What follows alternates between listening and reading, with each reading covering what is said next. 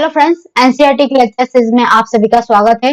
आज हम देखने वाले हैं हिस्ट्री क्लास 6 का चैप्टर 3, जिसका नाम है भोजन संग्रह से उत्पादन तक। तो लास्ट चैप्टर में हमने देखा था कि आदि मानव कैसे आ गए थे, जंगलों में निवास कर रहे थे, उनके बारे में देखा था। इस चैप्टर में हम देखेंगे कि उसके आगे की प्रक्रिया, जब वो लोग जंगलों में बसे तो बसने से क्या परिवर्तन आया, कैसे एक संस्कृति विकसित हुई, कैसे वो संग्रह से उत्पादन, यानी पहले तो वो आखेटक के रूप में शिकार करते थे, भोजन को संग्रह करके और उसका उपयोग करते थे। लेकिन ये प्रक्रिया के परिणाम स्वरूप उन्होंने ये सीखा कि अब संग्रह से हम इस उत्पादन को कैसे करें। मतलब उनको तो ऐसा आभास हो गया था कि अगर ये चीज यहाँ पे मिल रही है तो उसको ढूंढने के लिए वहां जाते और वहां से वो चीज लेकर आते और उसको एक जगह सुरक्षित रख देते कि जब भी जो जलवायु परिवर्तन हो, वर्षा ऋतु हो, मतलब जैसी ऋतुओं की स्थिति होगी उसके अनुसार उसका उपयोग करते थे। लेकिन उन्होंने फिर आगे चल के ये जाना कि ऑब्जर्व किया उन चीजों को कि ये जो खेती होती है या फिर जो ये फसल होता है या फल होता है इस ऋतु में होता है, तो वो जब उसका विश्लेषण करने लगे तो आगे चल के उन्होंने खुद उन चीजों का, उन फसलों का, फलों का उत्पादन करना शुरू किया और इस तरह से एक क्या कहते हैं कि उपभोक्ता से उत्पादन की स्थिति में आ गए। तो इस चैप्टर में इन्हीं चीजों के बारे में जानेंगे। और जब भोजन की बात हो रही है तो इससे क्या होता है कि भोजन एक संस्कृति की पहचान दर्शाता है कि जब धीरे धीरे संस्कृति, जीवन शैली जब आएगी, बदलाव आएगा, तो इसमें रहने सहने, उनके कल्चर, उनके जो जीवन शैली के, दिनचर्या के जो काम थे, उन सब के बारे में हमें जानने को मिलेगा। तो हिस्ट्री में मुख्य जो बात है कि आपको पढ़ना है कि इसके कल्चर को, एस्पेक्ट को देखकर और ध्यान से पढ़ना है। यानी जो प्रीटी के क्वेश्चन आते हैं, मोस्टली जो आते हैं वो कल्चर के एस्पेक्ट से पूछे जाते हैं, तो उसी कल्चर को आपको माइंड में रख के इस चैप्टर को देखना है। तो चलिए इस चैप्टर को शुरू करते हैं। नैनुओं का भोजन। आज नैनुओं का पसंदीदा खाना खा रही थी, चावल, स्क्वाश, कद्दू, बीन्स, गोश्त। स्क्वाश, कद्दू, बीन्स उसकी नानी ने अपने घर के पिछवाड़े के बगीचे में ही उगाया था। खाते खाते उसको एक बात याद आई कि जब वो स्कूल के ट्रिप पर गई थी तो उसने मध्य प्रदेश की ट्रिप किया था, उसने पिकनिक पे गई थी मान लीजिए, तो वहां पे उसने मध्य प्रदेश में वहां का भोजन खाया था। तो उसको ऐसा टेस्ट आभास हुआ कि वो बहुत मसालेदार था और हमारे यहाँ का खाना साधारण था। तो ये क्यों था ऐसा कि उसका जो खाना था और मसालेदार जो मध्य प्रदेश का खाना है उसको ऐसा क्यों एहसास हुआ कि वहां का खाना ज्यादा मसालेदार था, जबकि उसके शेप में, सापेक्ष में उसका खाना साधारण होगा। तो इसलिए उसको ध्यान आया कि वो खाना तो मसालेदार था। अब मसालेदार का मतलब क्या है कि मध्य प्रदेश की संस्कृति में लोग कैसा खाना पसंद करते होंगे, तीखा, चटपटा खाना, मसालेदार। और वहीं पे अन्य लोगों के क्षेत्र, कई पश्चिम गुजरात के साइड में चले जाइए, पश्चिम भारत में, तो वहां पे लोग हर चीज में मीठा खाना पसंद करते हैं, मीठा शक्कर वाली चीज। उसी तरह से उत्तर प्रदेश में जाइए तो वहां पे भी मसालेदार, चटकेदार खाने की संस्कृति है। वहीं पे साउथ में चले जाइए तो आपको इडली डोसा की एक संस्कृति मिलेगी। तो ये क्यों होता है, यही है इस चैप्टर का सारांश। तो चलिए देखते हैं आगे। विभिन्न प्रकार के भोजन। आज हमें अपने भोजन का अधिकांश हिस्सा उगाई गई फसलों और पाले गए पशुओं से मिलता है। विभिन्न फसलों को उगाने के लिए भिन्न भिन्न जलवायु की आवश्यकता पड़ती है। जैसे धान की खेती के लिए गेहूं या जौ की तुलना में ज्यादा पानी की जरूरत पड़ती है। इसलिए हम देखते हैं कि किसान विशेष फसल विशेष क्षेत्रों में ही उगाते हैं। यही नहीं, पशुओं को भी अपने अनुकूल वातावरण की आवश्यकता होती है। उदाहरण के तौर पर हम देख सकते हैं कि सूखी और पहाड़ी जलवायु में मवेशियों की तुलना में भेड़ या बकरियां अधिक सहजतापूर्वक जीवित रह सकते हैं। स्त्री पुरुषों ने अपने भोजन का उत्पादन हमेशा नहीं किया। तो इसमें यही है कि जब हम जानते हैं कि हर फसल में जो ऋतु होती है, फसल के अनुसार ऋतुओं के अनुसार फसल की खेती की जाती है और इसी के सापेक्ष में पशु भी है। पशुपालन का भी जो वातावरण होता है हर जगह सुलभ नहीं होता है। उत्तर प्रदेश में गाय भैंस बकरी ये उत्तर भारत में देखने को मिलेगी, साउथ भारत में अन्य तरह के पशुपालन देखने को मिलेगा। वहीं पे पहाड़ी इलाके जो पश्चिमी या पूर्वी भारत है वहां पे पहाड़ी क्षेत्र है, तो पहाड़ी क्षेत्रों में अलग तरह के पशुपालन भेड़ बकरी ये सब मिलेंगे जो इन इलाकों पे रह सके। तो हर किसी को ये जलवायु प्रभावित करता है। उसी तरह से फसल के निर्माण में जैसे धान की खेती होती है तो उसके लिए पानी अधिक चाहिए, गेहूं और ज्वार की फसल के लिए पानी की आवश्यकता कम होती है, तो उस हिसाब से उस ऋतु में उसको बोया जाता है। तो धान की खेती वर्षा के समय होती है कि उससे ज्यादा उसको पानी मिले। वहीं पे गेहूं की खेती होगी वो ठंड शुष्क गर्मी के सीजन में होगी जिससे कि वहां पे मतलब कम पानी में भी उसका काम हो चल जाए। तो इस तरह से खेती के स्तर पे परिवर्तन देखने को मिलता है, उसी तरह से पशुपालन के स्तर पर और उसी तरह से जीवन शैली के स्तर पर परिवर्तन देखने को मिलता है। खेती और पशुपालन की शुरुआत, अब जैसे कि आदि मानव तो आए तो उन्होंने खाद्य भंडारण करना शुरू किया, लेकिन वो खेती और पशुपालन की तरफ कैसे बढ़े उसके बारे में देखते हैं। तो अध्याय 2 में हमने पढ़ा है कि दुनिया की जलवायु बदलती रही है, साथ ही लोग जिन वनस्पतियों और पशुओं का भोजन के रूप में इस्तेमाल करते हैं वे भी बदलते रहे। लोगों का ध्यान कुछ बातों की ओर गया, जैसे खाने योग्य वनस्पतियां कहाँ-कहाँ मिल सकती हैं, बीज कैसे अपनी डंठल से टूटकर गिरते हैं, गिरे बीजों का अंकुरण और उनसे पौधे का निकलना आदि। इसी तरह उन्होंने पौधे की देखभाल करनी शुरू कर दी। चिड़ियों और जानवरों से पौधों की सुरक्षा की होगी ताकि वे ठीक से बढ़ सके और उनके बीज पक सके। इस प्रकार धीरे धीरे वे कृषक बने होंगे। तो मैंने आपको लास्ट चैप्टर में बताया था कि उन्होंने ये एक विश्लेषण किया, उन्होंने नोटिस करना शुरू किया कि कैसे फसल हो रहे हैं और किस तरह से ये बीज निकल रहे हैं, बीज फिर गिरकर जमीन में फिर से उग रहे हैं। तो उन्होंने फिर सोचा होगा कि चलो ये इस तरह की प्रक्रिया हो रही है कि इसके बीजों को अगर हम कहीं एक जगह बो देते हैं तो ढेर मात्रा में, तो वहां पे एक तरह का फसल वहां पे पूरा मिल जाएगा उनको। तो इस तरह से उन्होंने इन पौधों फसलों को उगाना शुरू किया और उनकी सुरक्षा चिड़ियों और जानवरों से की। रात को पहरे दिए होंगे। अभी भी आप गांव में देखिए तो लोग कठपुतली बना के रखते हैं कि नीलगाय ना उनके खेतों को नुकसान पहुंचाए। तो इस तरह की चीजें देखने को मिली।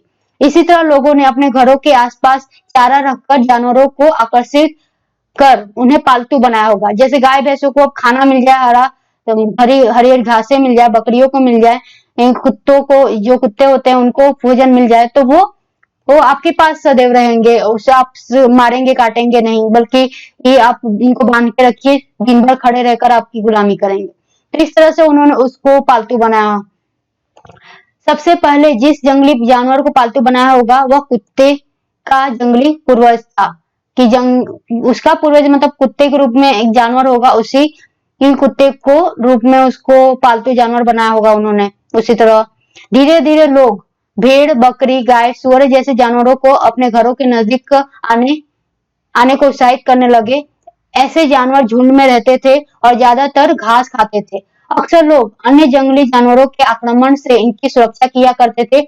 इस तरह से धीरे धीरे वे पशुपालक बने होंगे। तो कृषक के रूप में देखा कि उन्होंने फसलों को देखा कि बढ़े कैसे, फिर उसको बोना चालू किया, फिर अन्य चीजों से उनकी सुरक्षा की। उसी तरह से जब पशुपालन पे आए तो उन्होंने खाने का लालच देख के उनको अपने घरों के आसपास जब उन्होंने घास फूस के घर बनाना शुरू कर दिए थे तो देखा होगा कि ये जानवर खाने की ललक में इधर आ रहा है, तो उस तरह से अन्य जानवरों को भी उन्होंने आकर्षित किया और इस तरह से उन्होंने रस्सी बना के उसको बांधना शुरू कर दिया और इस तरह से वे उनके पालतू हो गए।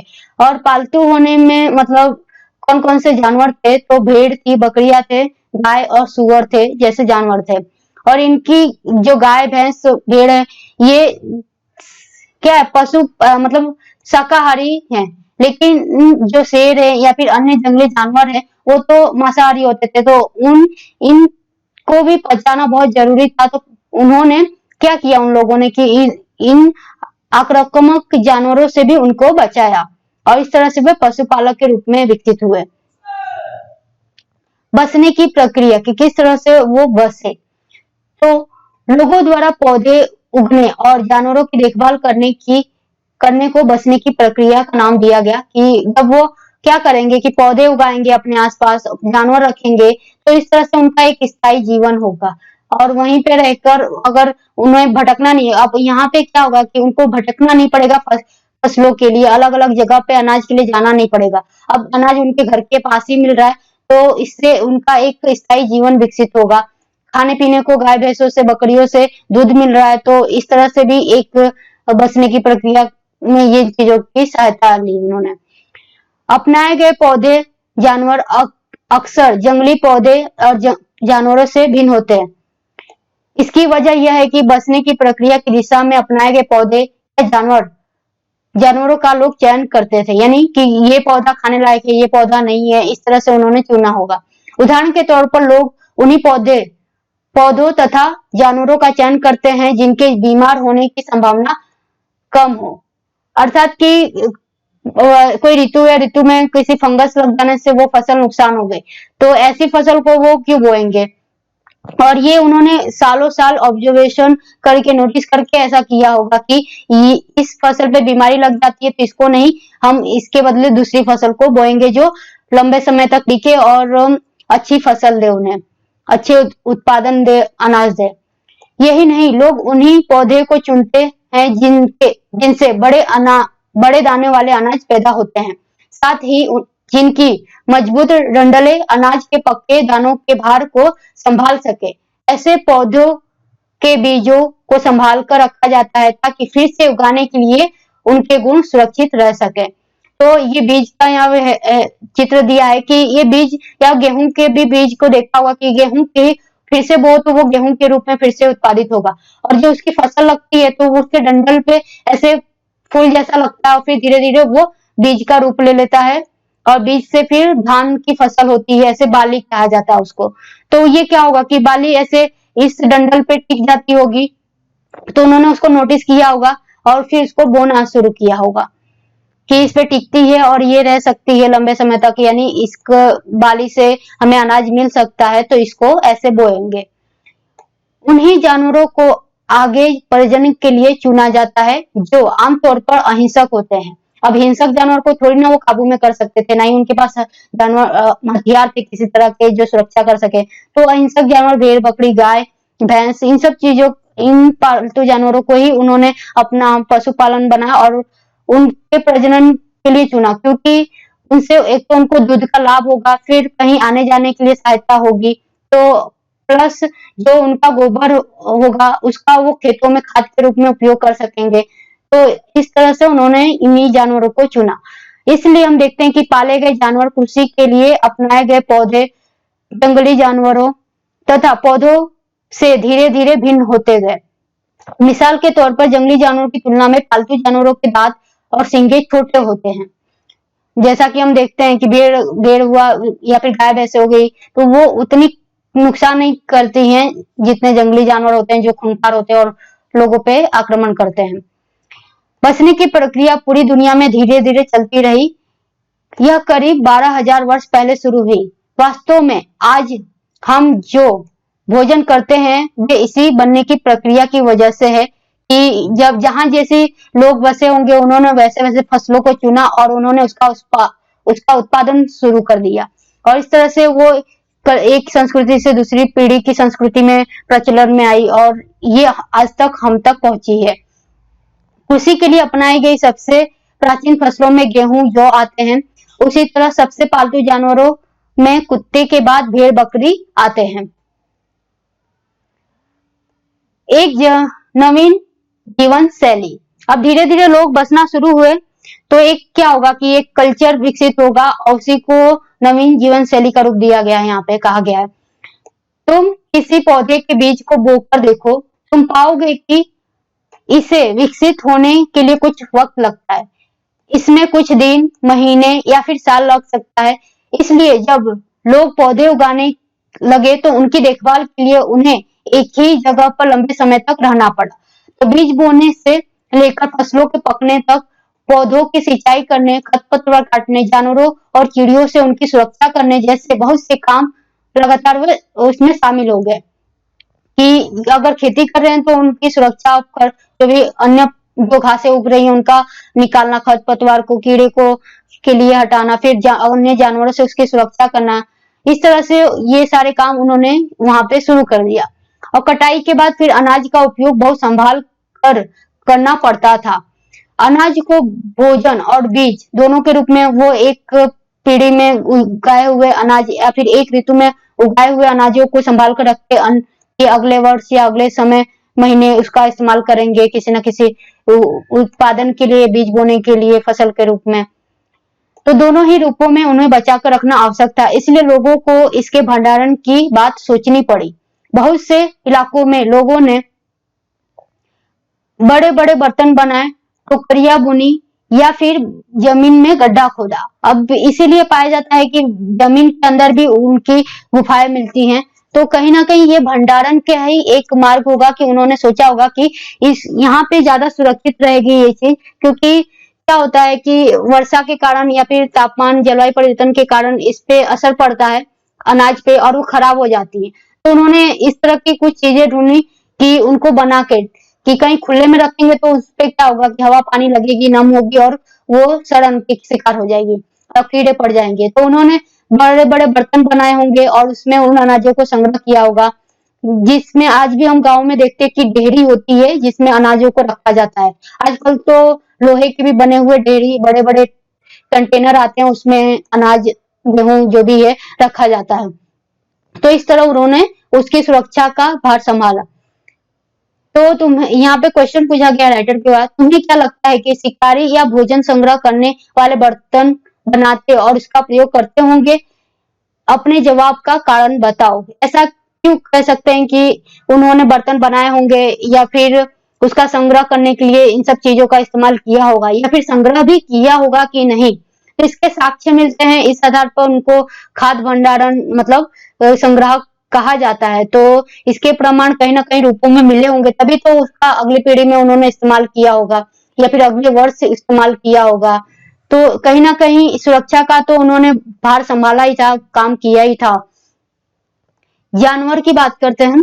चलते फिरते खाद्य भंडार। जानवरों को खाद्य भंडार कहा जाता है क्योंकि उनसे एक तो मांस मिलता है, फिर दूध मिलता है, फिर उनसे एक तरह का गोबर मिलता है जो खाद्य के रूप में इस्तेमाल किया जाता है। प्लस वो जो भी हमारी अनावश्यक घास फूस होती हैं, जो सब चीजें होती हैं, उसको खाकर वो अपना आराम से जीवन यापन कर लेते हैं, इसलिए इनको चलते फिरते खाद्य भंडार कहा जाता है। और उनके बाल बेचकर, जैसे कि भेड़ है, बकरी है, तो उसको बेचकर भी हम लाभ कमा सकते हैं आर्थिक रूप से।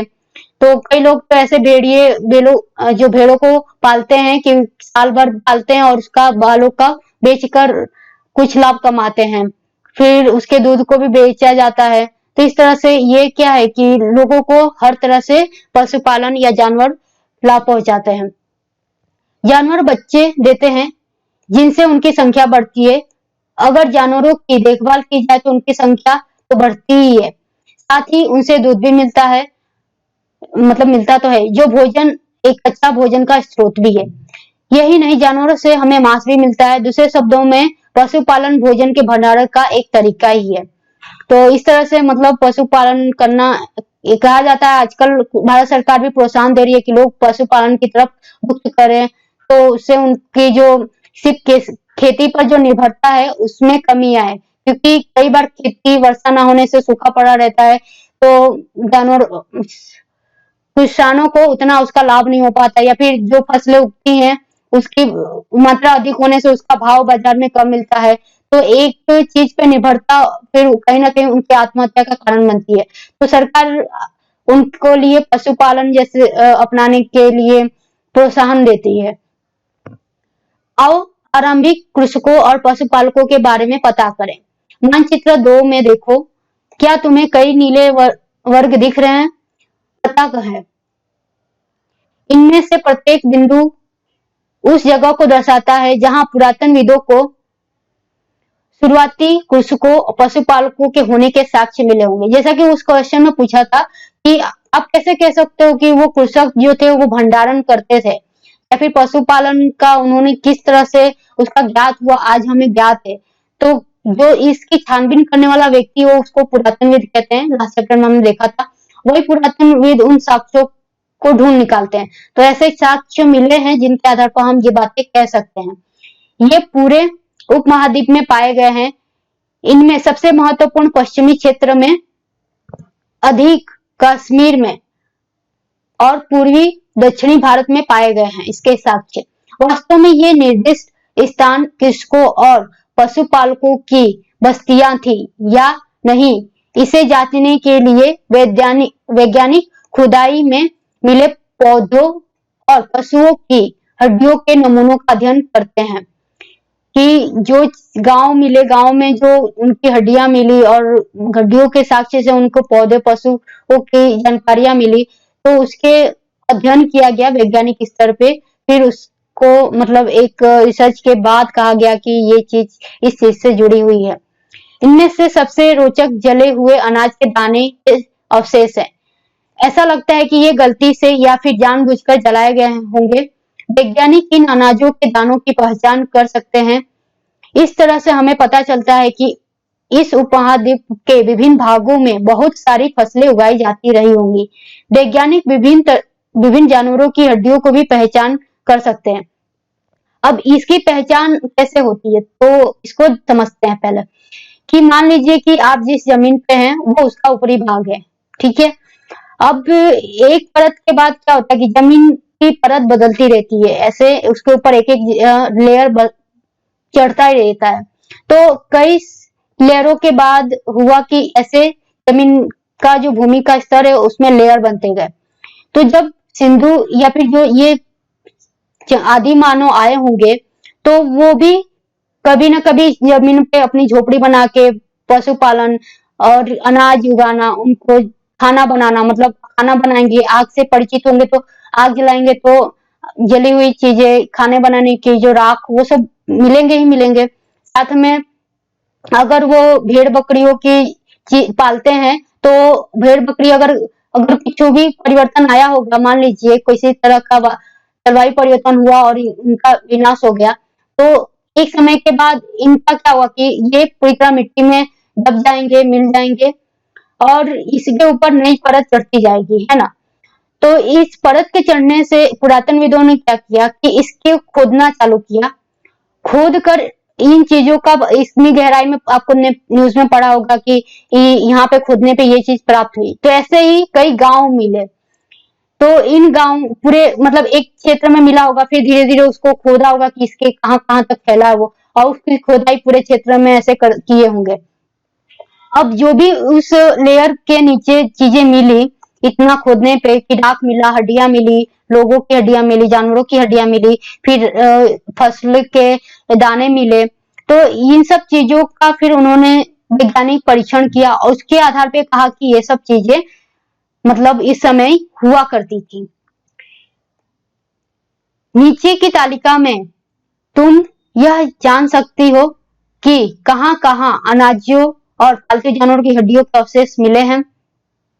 तो यहाँ पे ये बहुत इंपॉर्टेंट रिपीटिंग एस्पेक्ट से पूछा गया है कि कहाँ पे कौन सी चीज मिली है, तो आपको ये ध्यान में रखना है।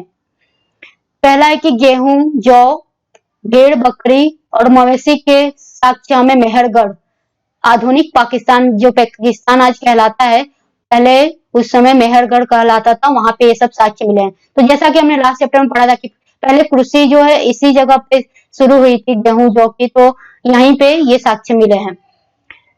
चावल हुआ, जानवरों की हड्डियों के टुकड़े, ये कोहली हड़वा आधुनिक उत्तर प्रदेश में मिले हैं। चावल और मवेशी, मिट्टी पर खुरों के निशान, ये महागढ़ आधुनिक उत्तर प्रदेश में मिले हैं।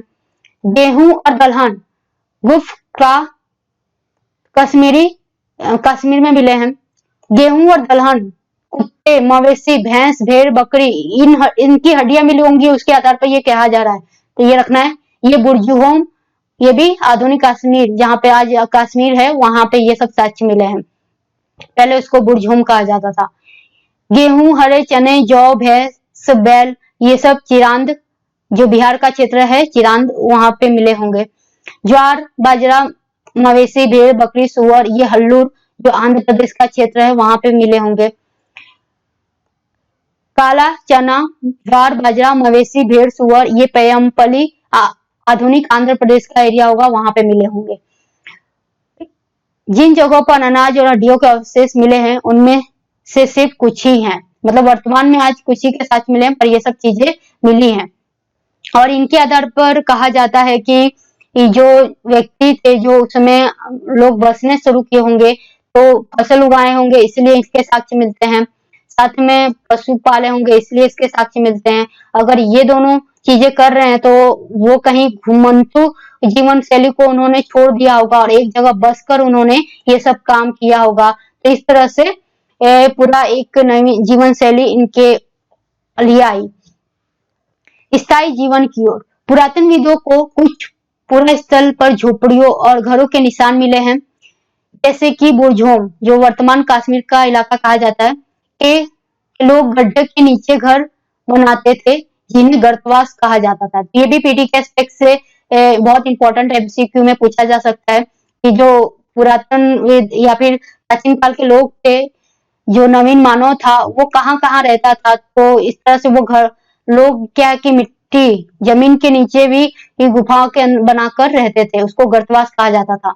उतरने के लिए सीढ़ियां होती थी, इससे उन्हें ठंड के मौसम में सुरक्षा मिलती थी। होता क्या है कि ठंडी कश्मीर में बहुत अधिक होती है, तो उन्होंने उसका कहीं ना कहीं एक तरीका ढूंढा होगा कि नीचे रहते हैं, उससे जमीन की तरफ गर्म के कारण उनको गर्माहट होती होगी, जितना ऊपर ठंडी लगती है उतना नीचे मतलब नीचे गर्मी महसूस होती होगी, और इसके कारण इनका निर्माण किया होगा। और इसके साक्ष्य मिले हैं बुरझोम में। पुरातनविदों को झोपड़ियों के अंदर और बाहर दोनों ही स्थानों पर आग जलाने की जगह मिली है। ऐसा लगता है कि लोग मौसम के अनुसार घर के अंदर और बाहर खाना पकाते होंगे। तो जैसे बारिश का मौसम है तो लोग बाहर खाना नहीं बना सकते होंगे।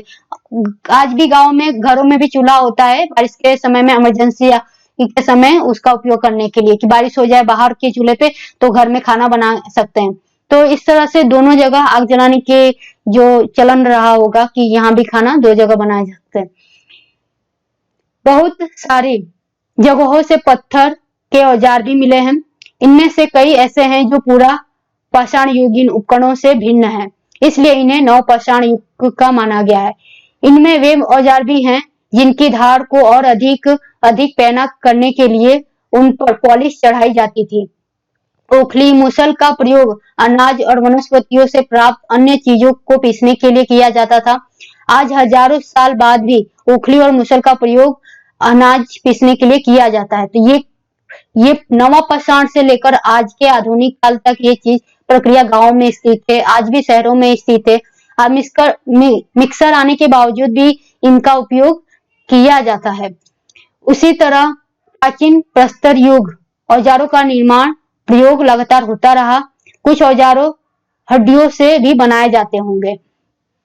तो इस तरह से पूरा का पूरा एक स्थायी जीवन से उन्होंने एक पूरा अपना गांव बसा लिया था कि जब पुरापाषाण के औजार देखते हैं और नवापाषाण के औजार देखते हैं तो उसमें भिन्नता पाई जाती है, क्योंकि पुरापाषाण के औजार जैसे रूप में उन्हें आमतौर थोड़ा सा बदलाव करके उसका उपयोग किया करते थे वो, लेकिन जब नवपाषाण के औजारों की बात करें पत्थरों की, तो वो नुकीले ज्यादा शार्प पैने होते थे। तो मतलब इनका विकास हुआ होगा, थोड़ा सुधार करते करते इस स्थिति पे आए होंगे और ये सबसे पैनी स्थिति है तो इसको नवापाषाण नाम दिया गया।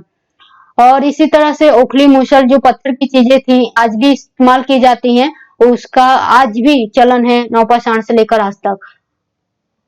तो इस तरह की जो पैनी नवपाषाण के उपकरण है, जो इस तरह से नुकीली चीजें हैं, जो इसका ये ठुंगला है जो पीसने के लिए काम में आता होगा, कुछ ना कुछ काटने के लिए काम में आता होगा, इस तरह से ये पत्थरों का इस्तेमाल किया जाता था। नवपाषाण युग के पुरा स्थलों के कई प्रकार के मिट्टी के बर्तन मिले हैं। कभी कभी इन पर अलंकरण भी किया जाता था। बर्तनों का उपयोग चीजों को रखने के लिए किया जाता था। धीरे धीरे लोग बर्तनों का प्रयोग खाना बनाने के लिए भी करने लगे। चावल, गेहूं, दलहन जैसे अनाज अब आहार का महत्वपूर्ण हिस्सा बन गए थे। इसके साथ साथ अब लोग कपड़े भी बुनने लगे थे। इसके लिए कपास जैसे आवश्यक पौधे उगाए जा सकते थे। तो यही चलन रहा कि नवपाषाण आते आते तो उन्होंने जो उनके औजार थे वो ज्यादा पहने हो गए। साथ में ये हुआ कि उन्होंने अगर खाना भोजन बना रहे हैं तो उन्होंने कोई ना कोई उपाय तो ढूंढना होगा, या फिर पत्थर का एक कहते हैं कि पपड़ी लेकर उसका इस्तेमाल किया होगा, पत्थरों के द्वारा कुछ ना कुछ उसमें सामान रखते होंगे, या फिर पत्थरों को तोड़कर उसके आकार बर्तन के समान कर देते होंगे, या फिर मिट्टी, अगर मिट्टी है तो उसको पानी मिला के आप कोई भी आकार का बर्तन बना सकते हैं, कोई भी चीज रखने का, और धीरे धीरे उसके रूप में परिवर्तन आते आते एक अच्छे शेप में थाली, कढ़ाई, ये सब चीजें बननी होंगी। तो ये धीरे धीरे जो परंपरा विकसित हुई, धीरे धीरे जो लोगों में इन चीजों की जरूरत महसूस हुई और उन्होंने उसका विकास करना शुरू किया। ये देखिए यहाँ पे मटका है, जो इस तरह से कहीं ना कहीं इसका निर्माण किया पानी रखने के लिए, कि इस तरह बनाएंगे तो इसमें पानी रखा जा सकता है। इसी तरह इस तरह कढ़ाई बना देंगे तो रोटी या फिर कुछ अन्य चीजें काम के लिए इस्तेमाल में आ सकती हैं। तो ये सदियों से प्रक्रिया में चलन के कारण ये एक नए आकार में आई और उनको बर्तनों के नाम से चीजों के इस्तेमाल में किया जाने लगा। तो इस तरह से ये बर्तनों का रूप आया।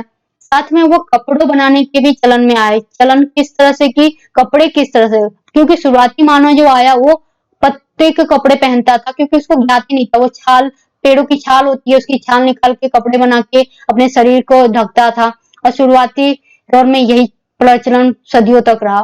फिर धीरे धीरे कहीं ना कहीं उनके ज्ञान विकसित हुआ और उन्होंने धागे, कपास का उत्पादन किया। उसके उत्पादन करने से फिर उसके रेशे से वस्त्र बनाने लगे। तो इस तरह से कपास से मतलब उन्होंने कपड़े बुनने भी शुरू कर दिया। ये मान लीजिए कि ये जो प्रक्रिया है पूरी, ये बहुत छोटी नहीं है, ये सालों की सालों लग गए होंगे इस स्थिति पर पहुंचने के लिए, और उसके बाद एक नई स्थिति, उसके बाद नई स्थिति, इस तरह से ये विकास का स्वरूप चालू ही रहा। वाह, क्या ये परिवर्तन हर जगह एक साथ ही आ गए होंगे? ऐसी बात नहीं है। एक तरफ जहां कई जगहों पर स्त्री पुरुष शिकार और भोजन संग्रह का काम करते रहे थे, वहीं अन्य लोगों ने हजारों सालों के दरमियान धीरे धीरे खेती, पशुपालन को अपना लिया। बहुत जगह लोग मौसम के मुताबिक बदल बदल कर आजीविका चला करते थे, तो कुछ लोग गांव मतलब अपनी झोपड़ी बसा कर रह गए थे, पशुपालन, खेती करना शुरू कर दिया था। तो ये संस्कृति का विकास एक साथ हर जगह नहीं आया। ये धीरे धीरे किसी व्यक्ति ने, मान लीजिए कि ये पूरा इलाका है पृथ्वी पे, तो एक जगह यहाँ पे कहीं ना कहीं एक आदि मानव होगा, उसने ये सब नोटिस किया। एक मतलब एक ही आदि मानव ने ये सब काम तो नहीं किया होगा, कि पहले तो वो संग्रह करते करते भोजन का संग्रह किया, फिर धीरे धीरे उन्होंने पशुपालन और खेती की तरफ आए। फिर ये जो खेती का रूप है एक जगह एक क्षेत्र में आया होगा, फिर उससे परिचित जब वो आवागमन करने लगे तो कहीं ना कहीं वो जाते होंगे, देखते होंगे कि ये लोग ऐसे रहते हैं, उस क्षेत्र के लोग ये करते हैं, तो वैसे ही फिर सीख कर आकर अपने गांव, अपने लोगों के बीच बताते होंगे, फिर उन्होंने भी इस तरह की प्रक्रिया अपनाई। तो इस तरह से ये संक्रमण से चीजें धीरे धीरे फैली। अन्य रीति रिवाज, पुरातनविद बहुत स्पष्ट रूप से इस बारे में कुछ नहीं कह सकते। विद्वानों ने ऐसे किसानों का अध्ययन किया है, इनमें प्राय कृषक, पशुपालक समूह में रहते हैं, जिन्हें जनजाति कहा जाता है। यानी कृषक और पशुपालक के समूह को जनजाति कहा जाता है, और जनजाति लोग मुख्यतः जंगलों में रहना पसंद करते हैं, क्योंकि वही उनका प्राकृतिक निवास है। उन्होंने ऐसे अपने मतलब स्वीकृति मान ही लिया है।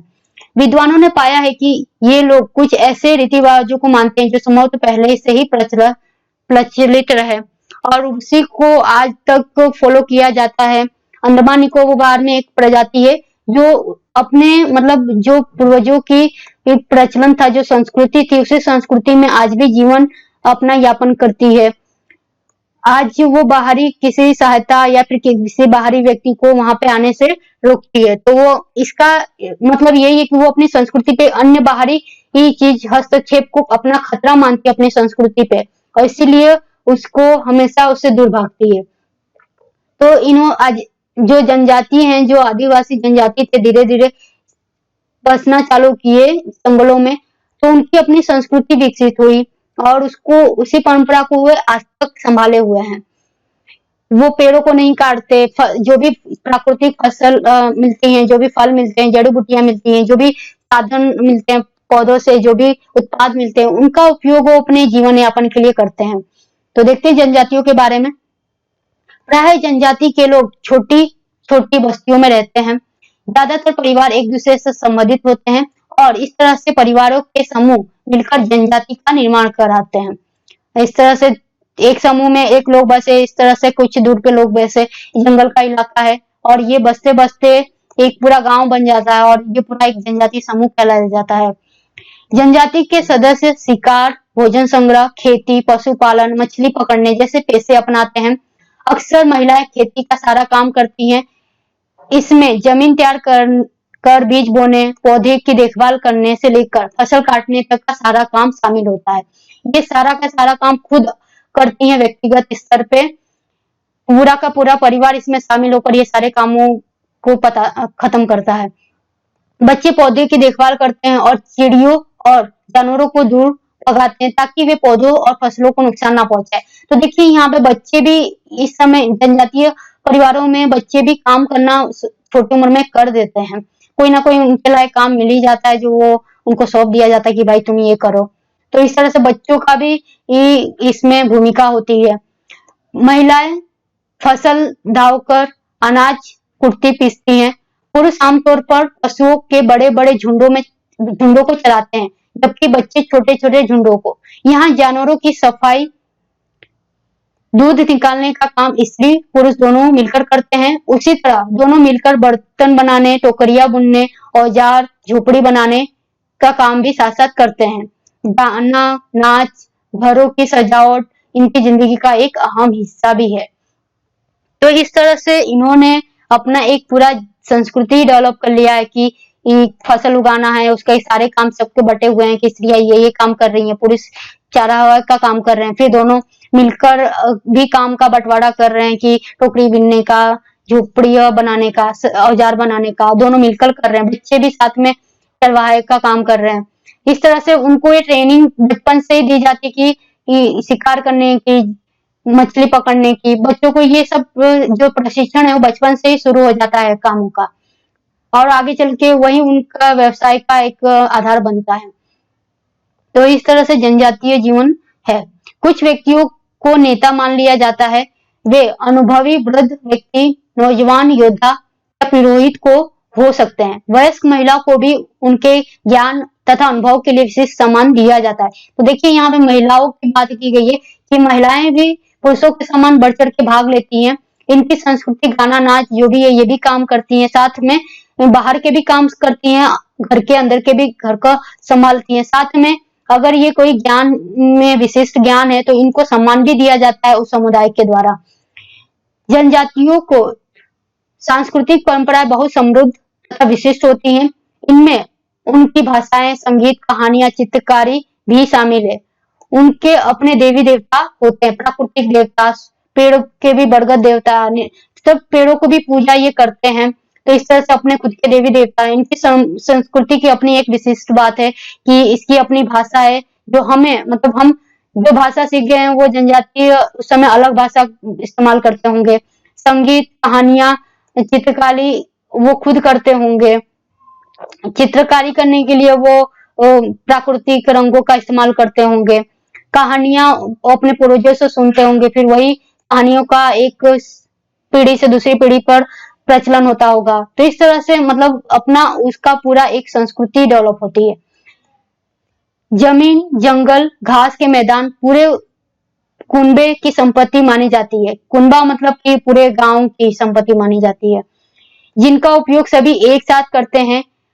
इनमें गरीब और अमीर के बीच कोई खास अंतर नहीं होता। इसलिए जनजातीय समाज अन्य समाजों से भिन्न है। इन समाजों के बारे में तुम आगे पढ़ोगे कि हम चीजों को इस तरह देखते हैं कि इनका समाज में विभिन्नता नहीं देखी मानती, यहाँ पे असमानता नहीं है। यहाँ पे समाज का हर एक व्यक्ति को वही समानता है जो बड़े को मिली है और यहाँ पे ज्यादा भेदभाव नहीं है अमीर गरीब का, गरीब का। इस तरह से जो हर चीज है, जो जंगल है, फसल है, घास के मैदान है, वहीं पे जहाँ पे चरवाहा का मैदान है वहीं पे गरीब का जो पशुपालक है जो गाय भैंस है वो चरेंगी, वहीं पे अमीर व्यक्ति के पशुपालन की जो जमीन है उसी में चरेंगी। इस तरह से जो चरवाहा का मैदान होगा वो शेयर किया जाता है। तो दोनों को यहाँ पे बराबरी का स्तर दिया जाता है जनजातीय समूह में। ये जनजातियों की बात रही। अब यहाँ पे कुछ उदाहरण दिए गए कि जनजाति के साक्ष्य मिले हैं, उनके बारे में देख लेते हैं कि इसके साक्ष्य कहाँ कहाँ प्रमाणित हुए हैं। तो यहाँ पे मेहरगढ़ में जीवन मृत्यु, ये एक मेहरगढ़ गांव जो पाकिस्तान का क्षेत्र है, वहां पे मेहरगढ़ गांव है जो प्राचीन काल पूरा पाषाण काल में वहां पे गांव बस गया था, उसके बारे में। तो उसके साक्ष्यों का यहाँ पे उदाहरण दिया गया है जिनको हम पढ़ेंगे और जानेंगे किस तरह से क्या हुआ था। यह ईरान जाने वाले सबसे महत्वपूर्ण रास्ते बोलन दर्रे के पास एक हरा भरा समतल स्थल है। मेहरगढ़ संभवतः वह स्थान है जहाँ के स्त्री पुरुष ने इस इलाके में सबसे पहले गेहूं, जौ, भेड़ बकरी पालना सीख लिया। यहाँ खुदाई के सबसे पहले के स्तरों से पुरातन विदों को विभिन्न प्रकार के जानवरों की हड्डियां मिली। इनमें हिरण, सुअर जैसे जंगली जानवरों की भी हड्डियां शामिल है। इसके बाद वे स्तरों से भेड़ बकरियों की भी हड्डियां ज्यादा मिलती हैं। इसके ऊपर ज्यादातर मवेशियों की भी हड्डियां मिलती हैं, यानी भैंसों के, गाय भैंसों के। इससे ऐसा लगता है कि ये लोग मवेशियों को पालने लगे थे। तो ऐसे साक्ष्य मिले जो बताते हैं, हड्डियों से इन्होंने पता किया कि ये साक्ष्य हैं, इस चीज में किसकी हड्डी ज्यादा मिली है, तो वो उसके अनुसार उन्होंने उसका पालन पोषण किया होगा, उसको पशुपालन के रूप में उपयोग किया होगा। तो इस तरह से मवेशियों के साक्ष्य यहाँ पे मिले हैं। मेहरगढ़ में इसके अलावा चौकोर आयताकार घरों के अवशेष मिले हैं। प्रत्येक घर में 4 या उससे ज्यादा कमरे हैं, जिनमें से कुछ संभवतः भंडारण के काम में आते होंगे। जैसा कि लोग हैं तो वो लोग अनाजों का जो भंडारण करते थे वो घरों में ही करेंगे, या फिर जमीन के नीचे करते थे, या फिर बर्तन बना के उसमें करते थे। तो ऐसा बताया जाता है कि घरों के जो आकार है, ज्यादा से ज्यादातर 4 घर हैं, उसमें से कोई ना कोई एक जो रूम होगा वो भंडारण के लिए रखा होगा कि इस कमरे में ये काम होता होगा, एक घर में किचन का काम होता होगा, एक घर में रहने खाने पीने का। इस तरह से घरों का बंटवारा भी उस समय किया गया था। गांव की यह विशेषता है कि वहां रहने वाले अधिकांश लोग भोजन उत्पादन में लगे हैं, क्योंकि भोजन ही मुख्य आवश्यकता थी जीवन को टिकाए रखने के लिए, तो भोजन को संग्रह करना बहुत आवश्यक था। पहले और बाद के स्तर, जब पुरातनविद किसी जगह की खुदाई करते हैं तो वे कैसे समझते हैं कि कौन से स्तर पहले के और कौन से बाद के। तो इस चित्र में दिया गया है, जैसा कि मैंने बोला कि ये अभी के स्तर है, और जैसे जो पहला स्तर होगा वो सबसे अंत में आएगा, उसके ऊपर एक नया स्तर बचेगा, उसके ऊपर एक नया, इस तरह से स्तर बिछते जाएंगे। और जब खुदाई होगी तो पहले ऊपरी स्तर की होगी, उसके बाद नीचे, उसके बाद नीचे, इस तरह से जहाँ ये चीज मिली है वहां तक ये खुदाई हुई होगी। और इस तरह से पता चलता है कि वहां पे कैसे, मान लीजिए कि ये गांव है, पूरे गांव का वहां पे बसेड़ा है, तो पूरे गांव वाले इलाके की पूरी खुदाई की होगी और वहां पे जो भी चीजें मिली होंगी उनका परीक्षण किया होगा। उसके बाद पता चलता है कि ये चीज तो मिलती है यहाँ पे, या फिर यहाँ पे इसका प्रचलन रहा होगा। तो मेहरगढ़ में ऐसा ही हुआ।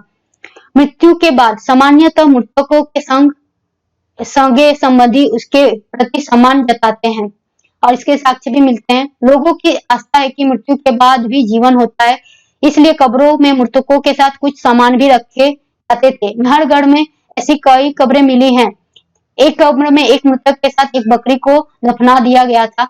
संभवतः इसे परलोक में जो मृतक मरा है उसको खाने के लिए रखा हुआ, कि वो परलोक में जाएगा तो उस बकरी को खाएगा, उसके लिए उस मृतक को रखा था।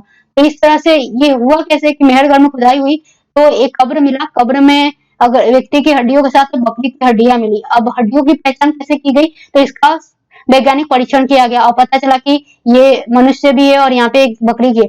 तो इस तरह से अवधारणा हमने कि ये अगर मनुष्य को बकरी के साथ क्यों दफनाया होगा, सोच विचार करके इन्होंने इस तरह के तर्क पे पहुंचे कि इस तरह की अवधारणा रही होगी, तभी तो इन्होंने उसकी जरूरत के सामान की चीजों का ख्याल रखते हुए उसको मतलब दफनाया होगा उसके साथ।